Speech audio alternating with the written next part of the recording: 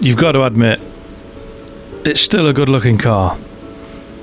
At the time, I didn't really appreciate it. I remember it coming out in Motor Show 91, I think, and I remember it coming out and setting the records and bits and bobs. Yeah, it is a good-looking car. It doesn't matter. It's a Bitzer. It doesn't matter if the engine's out a Rally Metro. None of that matters. It is a stereotypical 80s, 90s, early noughties supercar. It was way too big. It wasn't fast enough. It used parts from all over the place, and it just is absolutely fantastic for it. One of the greatest British cars ever made. In my opinion, we'll sanction that. But I mean, look at that. Come on, look at that. Yes, it's got DB7 headlights, which is a little bit of pub quiz trivia for you. Exactly the same light units as the DB7, which caused all sorts of consternation. But anyway, enough perving at 30-year-old Jaguars. Yes, 30 years old.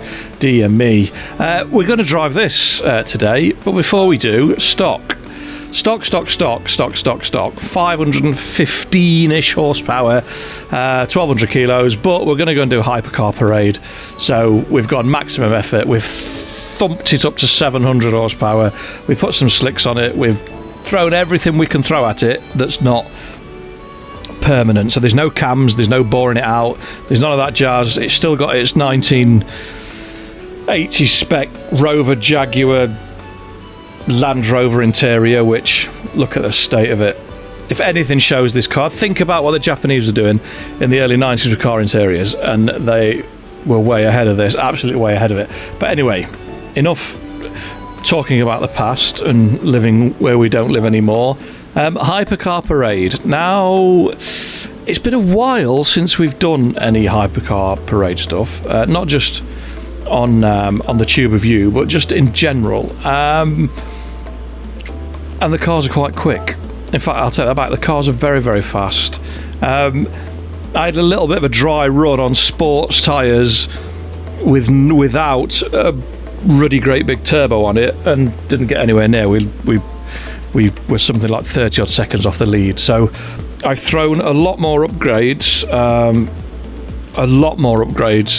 at the car, and we'll see how we get on.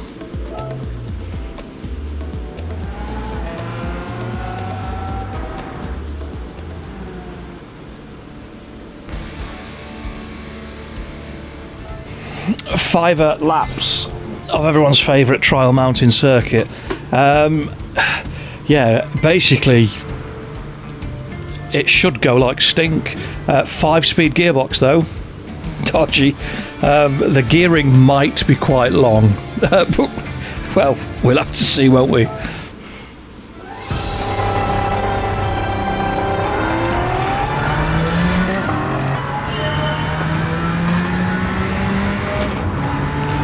Oh yeah, the gearing's long.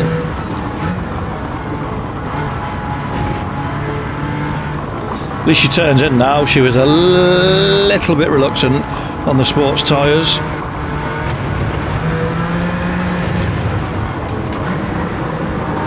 Oh yeah, plenty of bite now from that front end.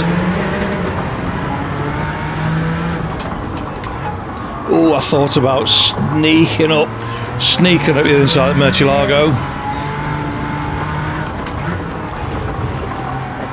Turbo V6 beats V12 apparently.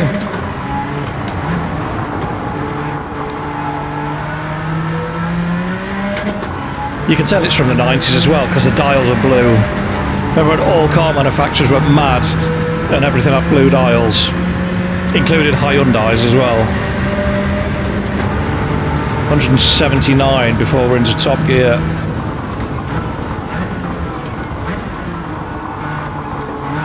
Aston Martin 1, come on, get out of the way.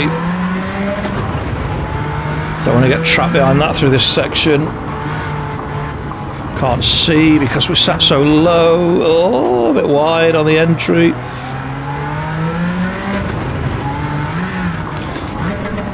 it doesn't have any grip problems, which I'm absolutely amazed about. It was really struggling to deploy the power when we were running the sports tyres.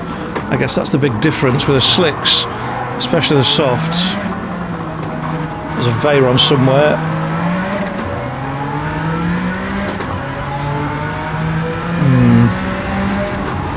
Oh, it's getting a bit busy. Is there going to be room? Yes, there is. Past the SLR. 3 for the price of 1 there.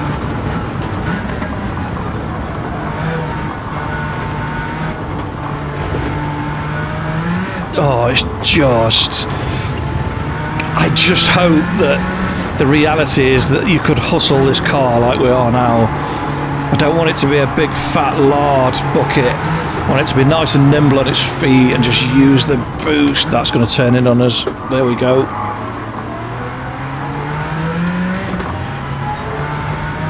And you just know that gear lever is going to feel so weighty. You will know when you've changed from second to third. It will just... You'll feel the individual cogs slotting between each other. Right, what we're chasing down. 3 to go. 6.5 seconds. It depends what it is at the front.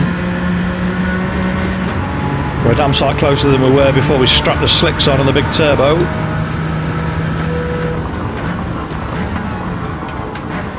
Maximum brake pressure, come on. Oh, what we got?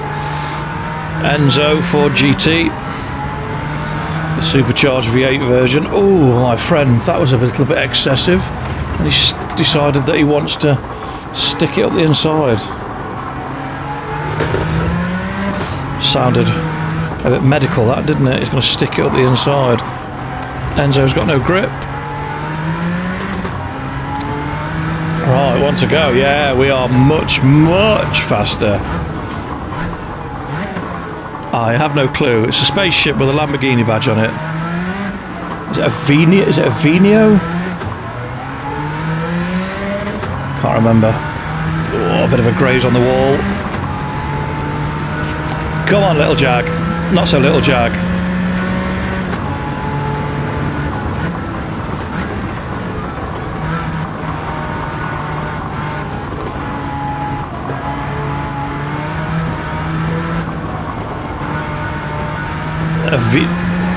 Yeah, I'm not even going to try and disgustingly try and pronounce that, because I'll just muller it right around the outside of that corner.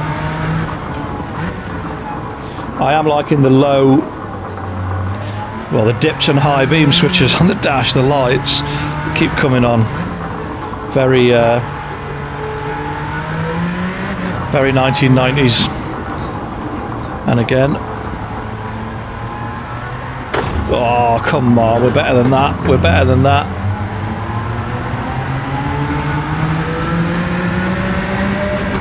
It just pushed. What's this Lamborghini doing? Mate, you should have stayed that side, you'd have got past.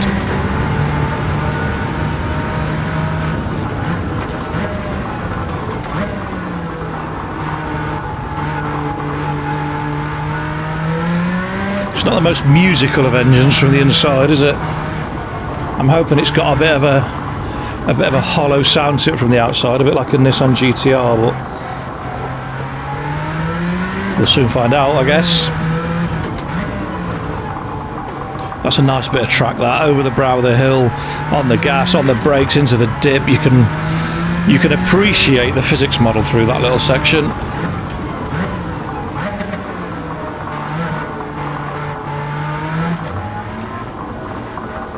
I'm appreciating the fact that I don't have to use the clutch because it's knackered, because there's a lot of gear changing going on.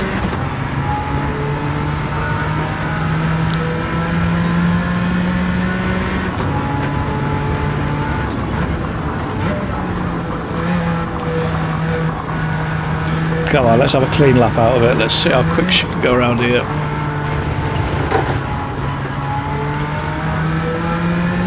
She's getting a bit spicy. It's a bit deep. I do struggle with that corner. Forget it tightens up. It never wants to stop into there neither. No matter what I'm driving through that corner, it never wants to stop.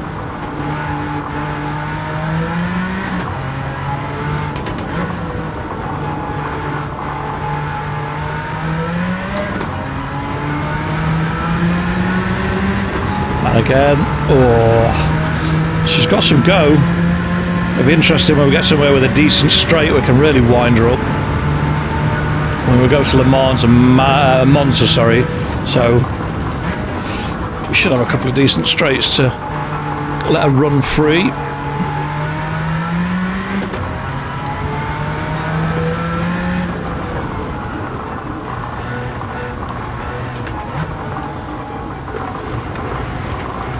I do appreciate the simplicity of the dash. Big speedo, big rev counter. The needles feel like they've got a long way to sweep round that rev counter as well.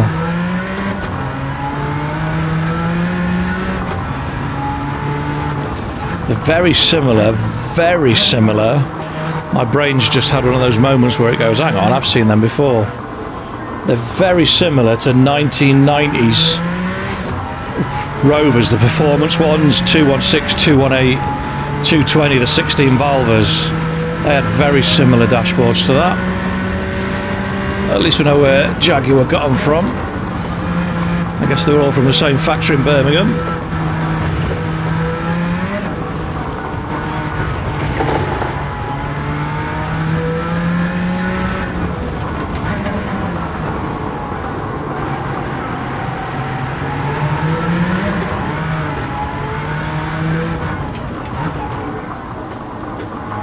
That's better. Getting a feel for the old girl now.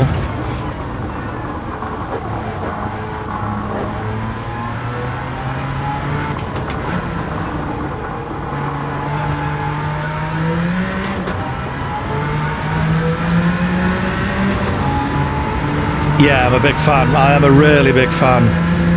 She goes well.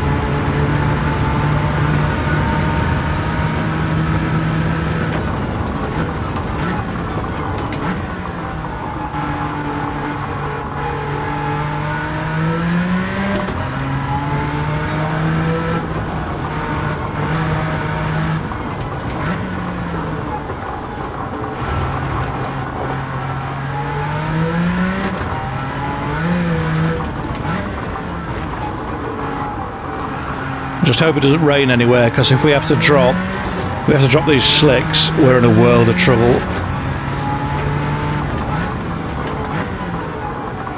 Let's just run it through in second. That first to second change is horrible.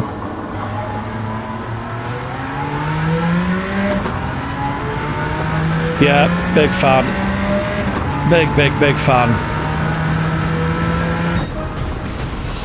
Mr. Jaguar, you can come again. I enjoyed that very, very much. Well, I guess we can call this one done then. There's some money's worth in there, isn't there?